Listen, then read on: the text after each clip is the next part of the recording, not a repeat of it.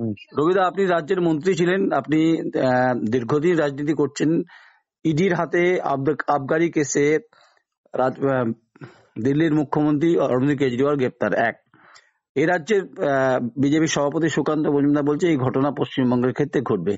Being a politician, senior politician, কি বলবেন? দেখুন, ভারত একটা গণতান্ত্রিক রাষ্ট্র। সেই ক্ষেত্রে এর আগে আমরা দেখলাম ঝাড়খণ্ডের মুখ্যমন্ত্রী যে হেমন্ত বিশ্ব শর্মা, হেমন্ত তাকে সোরেন, হ্যাঁ। হেমন্ত সোরেন, হুম, হুম, তাকে গ্রেপ্তার করা হলো, হুম, জেলে পুরে রাখা হলো। হুম, তার বিরুদ্ধে যদি কোনো অভিযোগ থাকে, মামলা চলতে পারে। হুম, সে তার প্রমাণপত্র যদি না দেখাতে পারে, হুম, নিজেকে যদি নির্দোষ প্রমাণ না করতে পারে, নিশ্চয়ই ব্যবস্থা নেওয়া যেতে পারে। হুম, কিন্তু এইভাবে ভোটের মুখে একটা দলের গুরুত্বপূর্ণ নেতা হুম, এবং রাজ্যের একজন মুখ্যমন্ত্রীকে এইভাবে রাখাটা গণতন্ত্রের পক্ষে হুম, সত্যি খুব একটা বড় একটা আঘাত। হুম, এবং আজকে যে ঘটনাটা ঘটলো, অরবিন্দ কেজরিওয়াল, হুম, ভোট ঘোষণা হয়ে গেছে। ভোট ঘোষণা হওয়ার পরে একটা রাজ্যের মুখ্যমন্ত্রীকে হুম, গ্রেপ্তার করে নিয়ে আটকে রাখা, এটাও কিন্তু গণতন্ত্রের পক্ষে মারাত্মক একটা আঘাত। হুম, মানে একটা আঘাত, মানে সেই আঘাত, হুম, মানে এতে গণতন্ত্রটা কিন্তু দুর্বল হবে। হুম, এবং এর আগেও দিল্লির উপমুখ্যমন্ত্রী সিসোদিয়া, হুম, তাকেও 1 বছর হলো গ্রেপ্তার করে রাখা হয়েছে। হুম, আর এই রাজ্যের বিজেপির যে রাজ্য সভাপতি সুকান্ত মজুমদার, হুম, এত কিছু পরেও নিজের সিটটাকে নিশ্চিত করতে পারছেন না, হুম, জেতার ব্যাপারে নিশ্চিত হতে পারছেন না। হুম, তাই বছর দুয়েক হলো হুম, সারা রাজ্যে ইডি, সিডি, সিবিআই এর নানাভাবে, হুম, মানে নেতা নেত্রী সবাইকে, সমর্থক হয়রান করার পরও হুম, তারা নিশ্চিত হতে পারছে না যে সারা দেশে বিজেপি সরকার গঠন করবে এবং সুকান্ত মজুমদার মহাশয় তিনি জিতবেন। তাই তিনি বারবার আবারও তিনি বলছেন খোলাখুলি, হুম, এবং তার কথাবার্তা শুনে এটাই বোঝা যায় হুম, যে এই যে এজেন্সিগুলো রয়েছে, সেন্ট্রাল গভর্নমেন্টের সরকারি এজেন্সি, সেটা এদের অঙ্গুলে হেনেলে চলছে, এরকমই তাদের কথাবার্তায় বোঝা যাচ্ছে। হুম, সুতরাং এটা গণতন্ত্রের পক্ষে সত্যি খুব হানিকর।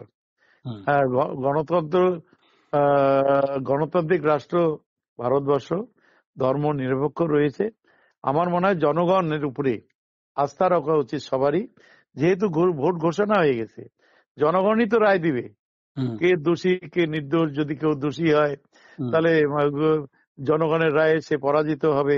হুম, এর আগে 1975 সালে সম্ভবত হুম, যে নির্বাচন হয়েছিল, 77 সালে হুম, আহ, ইন্দিরা গান্ধী হেরে গেছিলেন, হুম, এমার্জেন্সি সঞ্জয় গান্ধী হেরে গেছিলেন, হুম, তার সরকার হেরে গেছিল। হুম, জনগণের উপর আস্থা রাখা উচিত। হুম, জনগণই তো শেষ কথা বলে, হুম, জনগণের বিচারেই তো রায়, যে রায় দেয় সেই রায়েই তো সরকার গঠন হয়। হুম, আমার মনে হয় সব রাজনৈতিক দলেরই উচিত জনগণের রায়ের উপর আস্থা রাখা, ভরসা রাখা। যেহেতু নির্বাচন ঘোষণা হয়ে গেছে, হুম, আর তো একটা মাস, হুম, তারপর 4 জুন রেজাল্ট হলেই তো বোঝা যাবে। হুম, যদি অরবিন্দ কেজরিওয়াল যদি দোষী হয়, হুম, তাহলে তার দল ভোট পাবে না, হেরে হুম, যাবে। হুম, হেমন্ত সোরেন যদি দোষী হয়, হুম, তাহলে তার দল হেরে যাবে, হুম, তাই না? হুম। তো এরকমই কিন্তু এই রাজ্য, কিন্তু এই রাজ্য রবিদা, কিন্তু হ্যাঁ, রবিদা, এই রাজ্যের সভাপতি যে কথা বলছেন যে আরো গ্রেপ্তার হতে পারে পশ্চিমবঙ্গে, সেক্ষেত্রে আপনাদের দলের যে স্পৃহা, মানসিক স্পৃহা, মুখ্যমন্ত্রীর যে স্পৃহা, এতে আপনাদের আরো বেশি উজ্জীবিত করবে নাকি, যেটা আপনারা অভিযোগ করছেন? আমি আমি একটা কথা বলি। এখন কিন্তু ভোট ঘোষণা, ইলেকশন ঘোষণা হয়েছে, হুম, একটা কোড অফ কন্ডাক্ট আছে হুম, ইলেকশন কমিশনের আন্ডারে সব। হুম, সুকান্ত বাবু কিন্তু এই ধরনের কথা হুম, কখনোই বলতে পারবে না, কারণ এই কাজগুলো করে কেন্দ্রীয় এজেন্সি। হুম, সুতরাং কেন্দ্রীয় এজেন্সি কি করবে না করবে এ ব্যাপারে তার মন্তব্য করাটা কতটা সমীচীন, নিশ্চয়ই ইলেকশন কমিশনার এটা বিবেচনা করে দেখবে। এবং আমি আরো বলতে চাই, এর আগে 2021 সালের আগেও এই ধরনেরই ইডি, সিটি, সিবিআই এর এরকম হানা হয়েছে। হুম, কিন্তু দেখা গেছে যে সমস্ত এবং কেন্দ্রীয় সরকারের সমস্ত ক্ষমতা প্রয়োগ করার পরেও মমতা ব্যানার্জি আরো বেশি সিট নিয়ে হুম, পশ্চিমবাংলায় কিন্তু তৃতীয়বারের জন্য সরকার গঠন করেছে। হুম, আমার যেটা বিশ্বাস, বাংলার মানুষ এবারের লোকসভা নির্বাচনেও 42টা সিটে বিপুল ভোটে জিতিয়ে আহ, মমতা ব্যানার্জির হাতে তুলে দেবে, 42-এ 42 তুলে দেবে এবং 42 জন সাংসদ নিয়ে মমতা ব্যানার্জি দিল্লির দরবারে পৌঁছে যাবে। এটা বিশ্বাস মানুষের। যে ধরনের কথাবার্তা বলছে, তাদের সাথে মেলামেশা করে যা বুঝছি, হুম, তাতে কিন্তু এরকমই আমার মনে হচ্ছে। হুম, কারণ বাংলা কোনোদিনই কারো কাছে মাথা নত করেনি। হুম। যত আক্রমণ হয়েছে বাংলার উপরে, বাঙালির জেদটা তত কিন্তু চেপে বসেছে।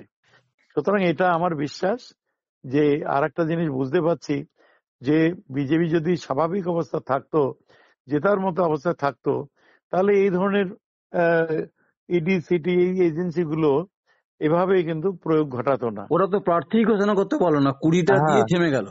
হ্যাঁ, তো সুতরাং সেই ক্ষেত্রে আমি বলবো হুম, যে জনগণের রায়টাকেই মেনে নেওয়া উচিত। হুম, জনগণের রায়ের পর সবারই ভরসা রাখা উচিত। হুম, এর নামই তো গণতন্ত্র। একদম, একদম। অনেক অনেক হুম। ধন্যবাদ রবিদা, আপনি দীর্ঘদিন রাজ্যের মন্ত্রী ছিলেন, আপনি এখন কুচবিহার পৌরসভার chairman. Thank you, thank you, thank you রবিদা।